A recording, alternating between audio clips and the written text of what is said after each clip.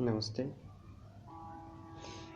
मनुष्य का यह शरीर है ना, इसमें हाथ, पैर, आँख, कान, नाक सब कार्य करते हैं। एक बार ये सब के सब लेबर यूनियन के मेंबर बन गए।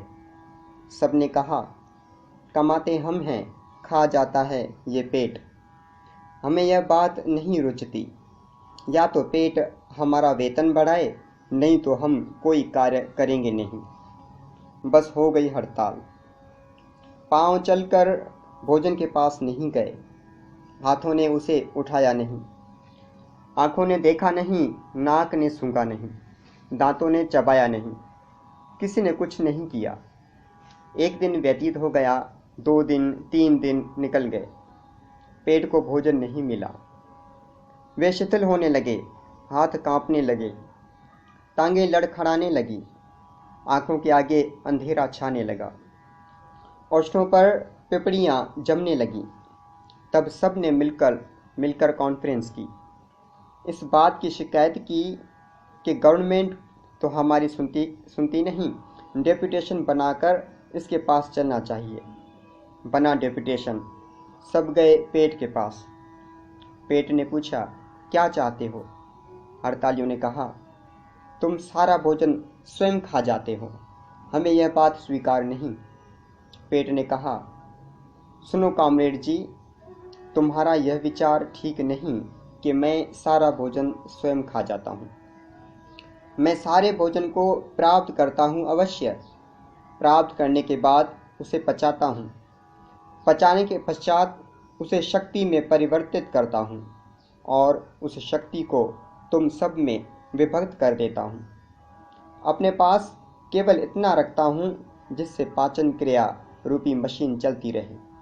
तब जाकर हड़तालियों को होश आई। परंतु आजकल तो हड़ताल करना फैशन बन गया है। प्रत्येक बात पर हड़ताल होती है। अन्न की कमी हो तो भी हड़ताल कर दी जाती है। अब सोचिए कि हड़ताल करने से क्या अन्न उत्पन्न होता है। एक कॉलेज में प्रोफेसर नहीं था। विद्यार्थियों ने हड़ताल करके बाजार में जुलूस निकालना आरंभ कर दिया। बताइए, प्रोफेसर क्या बाजार की दुकानों पर बिकते हैं? यह काम करने की विधि नहीं।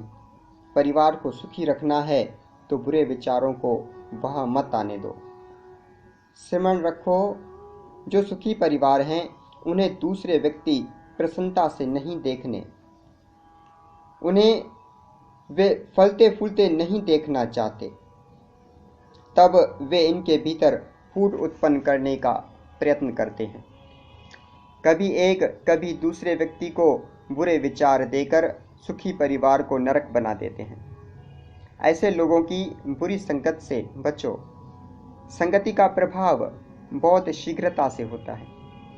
स्वाति नक्षत्र में आकाश से गिरने वाली एक बूंद सीप के मुख में जा गिरे तो मोती बन जाती है, सांप के मुख में चली जाए तो विष बन जाती है। यमुना का जल प्रत्येक स्थान पर एक है, परंतु लाल मिर्चों के क्षेत्र में जाकर वह तीखी कड़वाहट बन जाता है। गन्ने के खेत में जाकर मधुर मिठास। अच्छी संगत में रहो, बुरी संगत से बचो। बुरी संगत मनुष्यों और परिवारों को समाप्त कर देती है। थोड़ी देर की अच्छी संगत भी क्या परिणाम उत्पन्न करती है, यह अमर शहीद आर्य मुसाफिर पंडित लेखराम जी के जीवन से ज्ञात होता है। आर्य समाज के ये महान विद्वान नेता ग्राम ग्राम में घूमकर प्रचार कर रहे थे। एक ग्राम में पहुंचे तो इस प्रदेश का डाकू मुगला भी उनके व्याख्यान को सुनने के लिए आ गया। इसके कई साथी भी इसके साथ बैठे थे। ग्राम के लोगों ने जब मुगला को देखा और पहचाना तो उनके पैरों के तले से धरती निकल गई। एक एक करके वे उठने लगे। पंडित लेखराम जी व्याख्यान दे रहे थे, लोग उठकर जा रहे थे। उन्हें आश्चर्य हुआ कि यह क्या हो रहा है। धीरे धीरे सभी लोग चले गए, केवल मुगला और उसके साथी रह गए। पंडित लेखराम जी भाषण देते रहे, वे कर्म के संबंध में बोल रहे थे और बता रहे थे, अवश्यमेव भोक्तव्यम कृतम शुभाशुभम।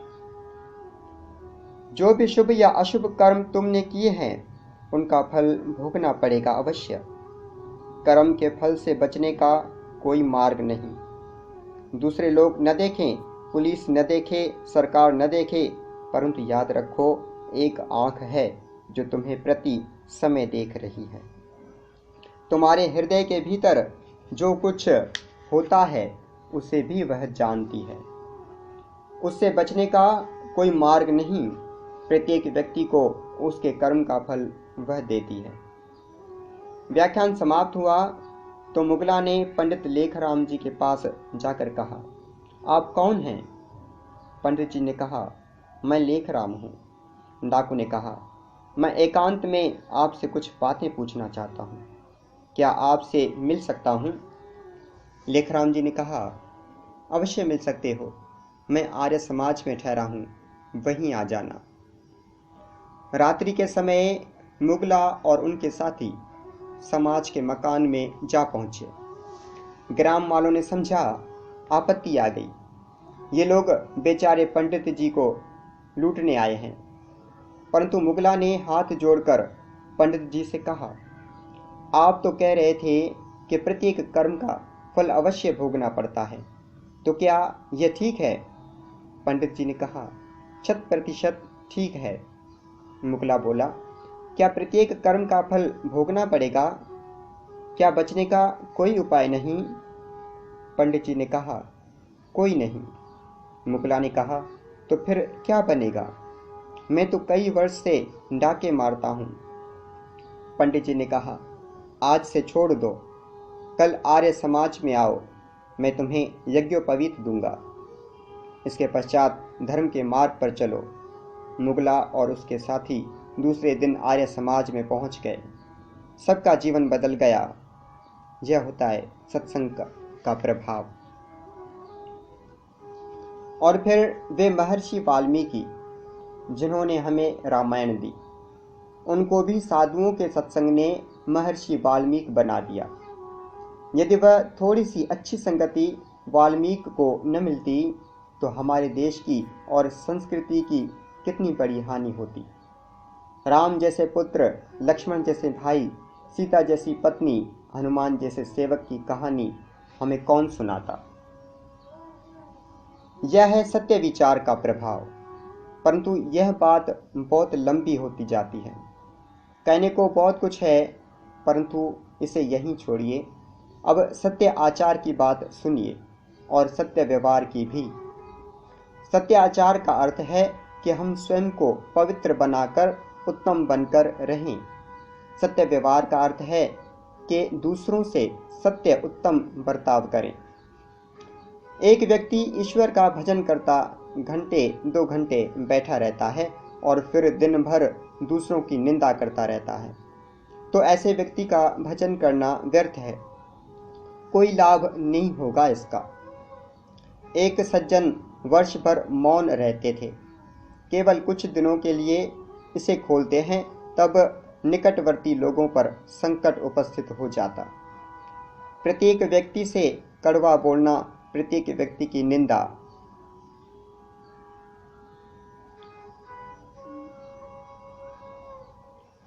लोग त्राहिमाम चिल्ला उठते।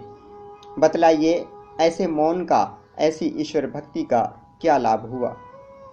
ऐसे व्यक्ति तो ईश्वर को भी कलंकित करते हैं। खुदा के बंदों को देखकर ही खुदा से मुनक्किर हुई है दुनिया कि ऐसे बंदे हैं जिस खुदा के, वो कोई अच्छा खुदा नहीं है। सत्य आहार आवश्यक है और सत्य आचार भी आवश्यक है, परंतु सबसे आवश्यक है सत्य व्यवहार। यदि दूसरों के साथ आपका बर्ताव उत्तम नहीं, आप न सामाजिक उन्नति कर सकते हैं, न आध्यात्मिक उन्नति कर सकते हैं। सत्य व्यवहार की बात तो हमारे देश में इस प्रकार भुला दिया गया है जैसे इसका कोई मूल्य ही नहीं। लोग दिखाते एक माल हैं, बेचते दूसरा है। नमूना दिखाने को तो अच्छे घी का दिखाते हैं, परंतु उसमें वनस्पति तेल मिला देते हैं जब उसे देना होता है, बेचना होता है। यह बहुत बुरी बात है। इसे रोका न गया तो राष्ट्र कभी आगे बढ़ेगा नहीं। संसार में कुछ लोग पुत्र को जीवन का आधार समझते हैं, कुछ पिता को, दूसरे पति को, पत्नी को, मकान, दुकान, धन संपत्ति आदि को। मैं इन सब की निंदा नहीं करता, अच्छे आधार हैं ये, परंतु इस बात को मत भूलिए कि ये सब जाने वाले हैं, जा रहे, भाग रहे हैं शीघ्रता के साथ। ये टिकने वाले नहीं, सदा रहने वाले आधार नहीं, क्योंकि इस संसार में प्रत्येक वस्तु भागी जा रही है। यह सूर्य है ना, 24 घंटे में यह 20 सहस्त्र मील आगे भागा जाता है। यह पृथ्वी 66,600 मील प्रति घंटा की गति से भागी जा रही है। यह सब कुछ जाने वाला है, परिवर्तित होने वाला है, परंतु यह सूर्य, पृथ्वी, चंद्रमा, नक्षत्र यदि चले जा रहे हैं तो किस आधार पर? केवल एक आधार है सबका, ईश्वर। वही सच्चा आधार है, वही सबसे बड़ा आधार है। ऐसा आधार जो सदा रहता है, कहीं जाता नहीं, परिवर्तित नहीं होता। इसलिए हमारे पूर्वजों ने वेद की आज्ञा से यह रीति चलाई कि जब बच्चा उत्पन्न हो तो सोने की सलाई से शहद के साथ उसकी जीवा पर लिखो ओम, और उसके कान में कहो, ओ सुकुमार, यह तेरा सच्चा साथी है, यह सदा तेरे साथ रहता है, सर्वत्र तेरे साथ रहेगा, यह कभी धोखा नहीं देगा। यह है सत्य आधार। परंतु यह सत्य आधार